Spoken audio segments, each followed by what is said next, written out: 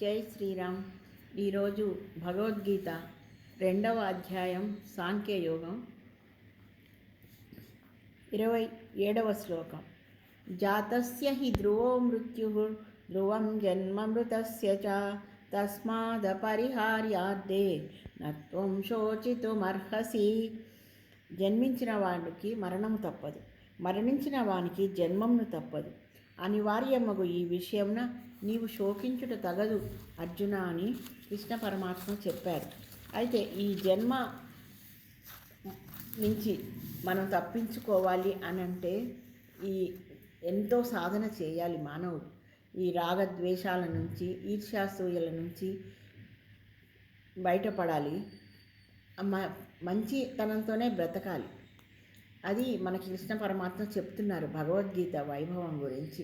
అది చదివితే మనకి ఎన్నో రకాలుగా అదే శ్లోకం ఒక్కొక్క సమయంలో మన మనసును బట్టి, అంటే మన మనసు ఉన్న పరిస్థితిని బట్టి ఎన్నో మనకే స్ఫురణకు వస్తుంటాయి, తెలుస్తూ ఉంటాయి. సరే, ఈరోజు సబ్జెక్టు పేపర్లో న్యూస్ చదివాను. పిల్లలకి ఒక ఆమెకి 2 మగపిల్లలు 2 ఆడపిల్లలట. ఆ ఇల్లుని ఇవ్వమని పిల్లలు గొడవ పెడుతున్నారు. అది వాళ్ళు ఇవ్వననేటప్పటికీ ఆమె కేసు వేసిందట.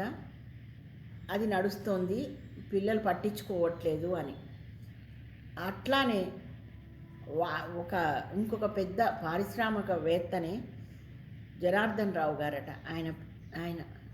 ఆయన రాయలసీమ నుంచో ఎటో వచ్చి హైదరాబాద్లో సెటిల్ అయ్యారట.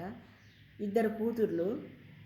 ఆ కూతుర్లకి ఆస్తిని చెప్పుకున్నారు. ఆయన మంచిగానే నడుపుతున్నారు.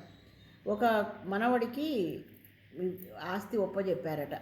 ఒక చూసుకోవడానికి కూతురు కూడా ఇచ్చారట. ఆ కూతురు కొడుకు ఇవ్వని కూతురు కొడుకు, అంటే ఆయనకు కూడా ఎన్ని కోట్లలోనే ఇచ్చారట. వచ్చేసి తాత మీద గొడవ పెట్టుకొని తల్లి కొడుకులు వచ్చారట తాత దగ్గరికి. టీ తాగడానికని టీ తెద్దామని ఆ వంటింట్లోకి పోయేటప్పటికీ ఆ మనవడు అంత పెద్ద ఆయన్ని కత్తిపోట్లు పొడిచాడట భయంకరంగా. 73 పోట్లు. అంటే నాకు కళ్ళకు నీళ్లు తిరిగిపోయాయి. అట్లాంటి పిల్లలు కూడా ఉంటారా? ఆస్తి ఇస్తున్నారు, వాళ్ళకి సమస్యలు తప్పట్లేదు. కొంత ఉంచుకొని కొంత ఇస్తున్నప్పుడు సమస్యలు తప్పట్లేదు. ఎందుకు మనకి ఎక్కడికి పోతుంది? మన విదేశాలలో మన హైందవ కుటుంబాలు, సమిష్టి కుటుంబాలు అంటే ఇప్పటికీ ఎంత చక్కగా ఉంటాయో అని అనుకుంటారు. మనం కూడా కొన్ని సినిమాలు వస్తే ఎంత బాగున్నాయి అనుకుంటాను. నేను ఈ మధ్య చూశాను, శతమానం భవతి, ఈ శ్రీనివాస కళ్యాణం అని, పెళ్ళిళ్ళు అనేవి ఎంత చక్కగా నడుస్తున్నాయి అని. ఆ సినిమాలు ఒక్కొక్కళ్ళు ఈ సినిమా చూడండి, ఆ సినిమా ఇవాళ వస్తుంది అని మెసేజ్లు పెడతారు. కానీ ఎక్కడికి పోతుంది? అత్తలు బాగుంటే కోడళ్ళు బాగుండరు, కోడళ్ళు బాగుంటే అత్తలు బాగుండరు. కూతుర్ల గురించి ఆలోచించే తల్లులు ఉంటే తల్లుల గురించి ఆలోచించని కూతుర్లు ఉంటారు, కొడుకులు ఉంటారు.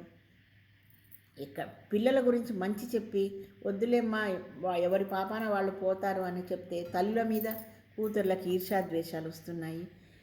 ఆ అత్తగారింట్లో ప్రతి వాళ్ళు నా అల్లుడు నా మాట వింటాడు, కొడుకు కోడలు మూడేసుకుంది అని చెప్తారు. ఏంటి ఈ పరిస్థితులు? మన మానవ సంబంధాలు, సత్సంబంధాలు పెంపొందించుకోవాల్సింది పోయి అధోగతికి పాల్పడుతున్నాము, వెళ్ళిపోతున్నాం. మన దేశ చరిత్ర మన సమిష్టి కుటుంబం కాదా? మన దేశాల్లో మనకి సమిష్టి కుటుంబాలకి ఎంత చక్కగా ఉంటాయి. మరీ మనకి తెలుగు దేశాలను కొన్ని గుజరాత్ అట్లాంటి వాళ్ళు ఇచ్చే పెద్దవాళ్ళకి ఇచ్చే గౌరవం అవి ఎంత చక్కగా ఉంటున్నాయి. కొడుకులు చూడట్లేదని తండ్రులు బాధపడుతున్నారు, తండ్రులు చూడట్లేదని కొడుకులు బాధపడుతున్నారు. ఎక్కడికి పోతుంది ఈ సమాజం? మంచి చెప్పితే వినండి. మీ పిల్లలని ప్రేమించండి. మీ తల్లుల గురించి ఆలోచించండి. అత్తగారి స్థానంలో ఉన్నప్పుడు కోడలు కూతురు అనుకోండి, కోడలి స్థానంలో ఉన్నప్పుడు అత్త తల్లి అనుకోండి. అల్లుళ్ళైనా అంతే ఉండాలి, కోడళ్ళైనా అంతే ఉండాలి. కోడళ్ళు అల్లుళ్ళు కొడుకుల్లాగా మారాలి. వాళ్ళ దగ్గరికి ఆ అల్లుళ్ళు కూడా ఒక్కొక్కసారి సలహాలు ఇస్తారు. ఎంత భయంకరంగా అంటే, కొంచెం కొడుకుల పరిస్థితి తక్కువలో ఉంటే అల్లుళ్ళని డామినేషన్ ఉండి వాళ్ళు ఎన్ని రకాలుగా మాట్లాడతారు. వాళ్ళేం చూస్తారని చెప్పట్లేదు. వాళ్ళ మంచితనాన్ని బట్టే వాళ్ళ నైజాన్ని బట్టే ఉంటుంది. కానీ వాళ్ళ దగ్గర ఎన్నో తప్పులు ఉంచుకొని కొడుకులకు సలహాలు ఇస్తారు. కోడళ్ళని కడుపులో పెట్టుకొని చూసే కోడళ్ళు ఉన్నారు. కూతుర్లలో ఉన్నప్పుడు అత్తగారుల ప్రవర్తన ఎలా ఉండాలి, అది మీ కూతుర్ల దగ్గరికి వచ్చేటప్పుడు తల్లుల ప్రవర్తన ఎలా ఉండాలి, అల్లుళ్ళ దగ్గరకు వచ్చేటప్పటికి మామగారుల ప్రవర్తన ఎలా ఉండాలి, మామల దగ్గరకు వచ్చేటప్పటికి అల్లుళ్ళ ప్రవర్తన ఎలా ఉండాలి, కొడుకుల దగ్గరకు వచ్చేటప్పటికి వాళ్ళ ఇంట్లో వాళ్ళ అత్తగారులు ఎలా ప్రవర్తిస్తున్నారు అన్ని ఎవరికి వాళ్ళని సమీక్షించుకొని ప్రవర్తించండి. అంతా మన కుటుంబాలే, అన్ని వసుదైక కుటుంబాలే. కొడుకు చేశాడనేటప్పటికి అల్లుడికి కోపం వస్తుంది. ఎప్పుడు అల్లుడిది డామినేషన్ ఉన్నప్పుడు. కోడలిది డామినేషన్ ఉన్నప్పుడు కూతురికి కోపం వస్తుంది. ఏవీ కాదు, అల్లుళ్ళు కాదు, కూతుర్లు కాదు, కొడుకులు కాదు, కోడళ్ళు కాదు. పెద్దవాళ్ళని గౌరవించడం నేర్చుకోండి. వాళ్ళ పట్ల మంచిగా ఉండండి. పెద్దలు కూడా పిల్లల పట్ల ఎలా ఉండాలి అని ఆలోచించుకొని ప్రవర్తిస్తే సమస్యలు ఉండవని నా అభిప్రాయం. ఆ వార్తలలో చూస్తుంటే ఎక్కడికి పోతుంది, డబ్బు తప్ప ఇంకేం లేదా? ఆయన ఇచ్చి మరణం పాలయ్యాడు, ఇవ్వకుండా అట్లా కేసులు పెట్టుకున్నారు. ఏం ప్రయోజనం ఉంది? మనస్తాపాలు తప్ప.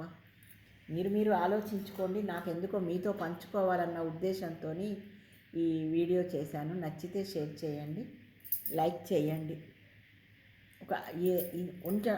మీరు లైక్ చేస్తుంటుంటే నాకు కూడా కొంచెం ఉత్సాహం అనేది వస్తుంటుంది కదా, అందుకని చెప్తుంటున్నాను. మనకి ఇప్పుడు సామాజికంగా సంఘంలో జరిగే విషయాలమే కదా ఇవాళ చూస్తాను. ఇవాళ ఎంతమంది షేర్ చేస్తారో, ఎంతమంది లైక్ చేస్తారో అని. జై శ్రీరామ్.